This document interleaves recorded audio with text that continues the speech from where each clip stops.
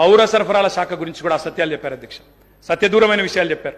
56,000 కోట్ల అప్పులున్నాయి civil supplies corporation అని చెప్పినారు. మంత్రి గారు లేరు కానీ చెప్తాను అధ్యక్ష, ఇది శుద్ధ సత్యదూరమైన మాట అధ్యక్ష. పౌర సరఫరాల శాఖ యొక్క విధి ఏంది అధ్యక్ష?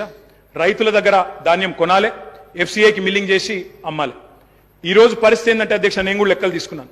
పౌర సరఫరాల శాఖ దగ్గర ప్రస్తుతం ఉన్న స్టాకుల విలువ దాదాపు 30,000 కోట్ల విలువ చేసే స్టాకులు ఇవాళ పౌర సరఫరాల శాఖ దగ్గర ఉన్నాయి.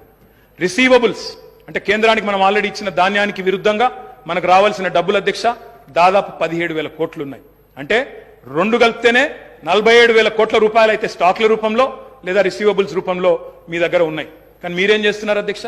ఆ వీటిని చూపెట్టకుండా, రిసీవబుల్స్ చూపెట్టకుండా, స్టాక్ యొక్క మార్కెట్ వాల్యూ చెప్పకుండా 56,000 కోట్ల అప్పులు అని చెప్తా ఉన్నారు అధ్యక్ష. అప్పులు కూడా ఎక్కడ ఉంటాయి అధ్యక్ష? సివిల్ సప్లైస్ కార్పొరేషన్కి.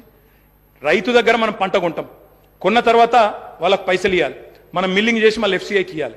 ఎఫ్సీఐ నుంచి పైసలు వచ్చే వరకు 4-5 నెలలు అవుతుంది సార్, అప్పుడప్పుడు 6-7 నెలలు కూడా అవుతుంది. ఆ ఇంటరిమ్ పీరియడ్లో రైతుకు మనమే పైసలు ఇస్తాం కాబట్టి ఆ మిత్ ఏదైతే జరుగుతుందో దాని మీద వచ్చిన దాన్ని కూడా అప్పు కింద చూపెట్టే పరిస్థితి చేసినారు అధ్యక్ష.